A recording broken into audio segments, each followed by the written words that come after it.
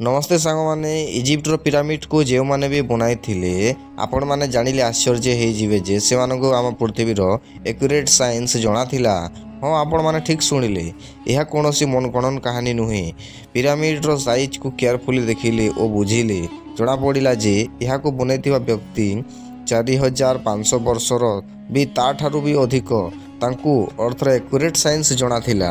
नाजिरिम पिरामिडर विषय जेते जानिबा पई चेष्टा करिथाऊं सेतिकी सेथिरे उलिजिबाकू पड़िथाए।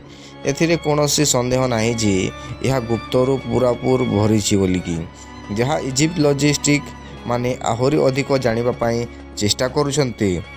एथिरे मुख्य गुप्त कथा हेउछि जे यहाकू केमिति तैयारी करा जाइथिला ओ यहाकू बनैबार मुख्य कारण कौन।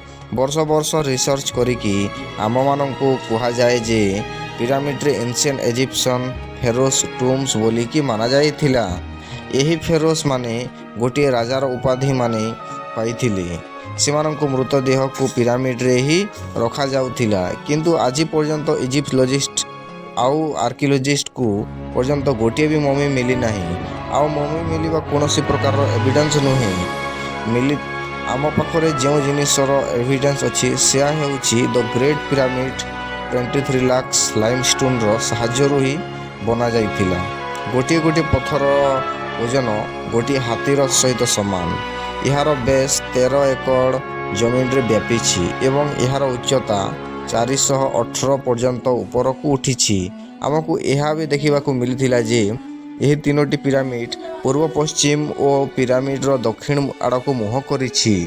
एते बड़ स्ट्रक्चर को 1000 वर्ष पूर्वर एवं वर्तमान मॉडल कंपास रे एते एक्यूरेट रे दक्षिण दिगरे सीधा सलख रखा जाइथिला जे कौनसी भी राय नहीं। यार प्रूफ जे आमको एवे भी देखा मिलला जे पिरामिडर बेस लेवल 0.75 एतिकी एक्यूरेट अच्छी। जो इंजीनियरिंग हजरत अच्छी से बहुत भलिकी जଣା थिला जे 3 एकड़ एरिया रे एक्यूरेट लेवल वर्तमान मॉडर्न लेजर लेवलिंग सिस्टम रे नापा जाई पारिबो।